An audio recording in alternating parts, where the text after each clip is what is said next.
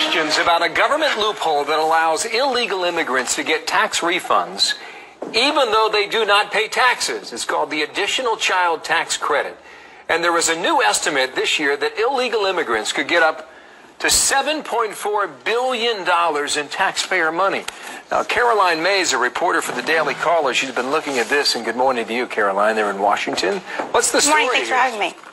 Yeah, so the Additional Child Tax Credit allows illegal immigrants and pretty much anyone to apply for a tax benefit using just their taxpayer identification number, which is different from their Social Security number in that you don't need to be a citizen in order to have one. You just use that number in order to file your tax returns.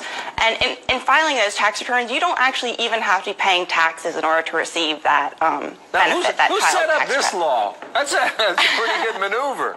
I mean, that is about the largest loophole you can find. Well, the Earned Income Tax Benefit is also sort of along the same sort of lines as that, but with that, that requires your Social Security number. So people have come out saying, you know, look, we should probably remodel this and fit it in terms of the Earned Income Tax Credit. And there has been legislation to that effect introduced, but in May it was not allowed to come up to a vote because Majority Leader Reid said that these loopholes were were already closed and that people outside of the United States were not receiving funds. So you're saying, wait a minute, you're saying back in the spring this came up before Congress and Harry Reid said no? It did. This very issue came up before Congress, and there was legislation from Louisiana Senator Vitter and Senator Sessions that would have closed this loophole, but it was blocked. That effort was blocked by Senator Majority Leader Reid. Based on what, though, Caroline? Based on the idea that the people that legitimate filers, people who actually did deserve this tax credit, could fail to receive it due to the even though they're here illegally. Yes. Yeah. Well, you found one incident where 4 illegals claimed 20 children living with them. Yeah, they claim four illegals claimed 20 children lived in their small trailer, and based on that claim, they were able to receive nearly $30,000 worth of Uncle Sam's money. 30 grand. Yes. In one instance. Were the kids even there, or did they make that up? Well, no, they were actually, some of them were located outside of the United States. So they weren't even here? No. Well, that's some easy money if you can get it, right?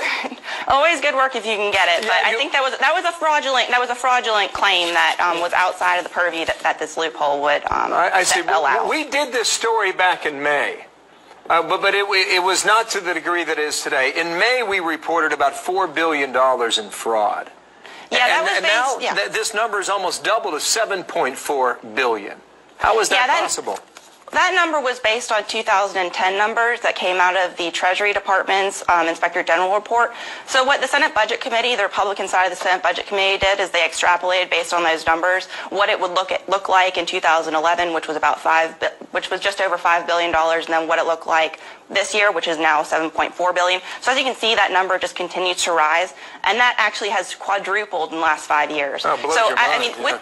With that loophole, we're seeing vastly larger amounts of money heading to people who... You mentioned that the legislation was held up by Harry Reid back in the spring. Is there any effort to bring this back again?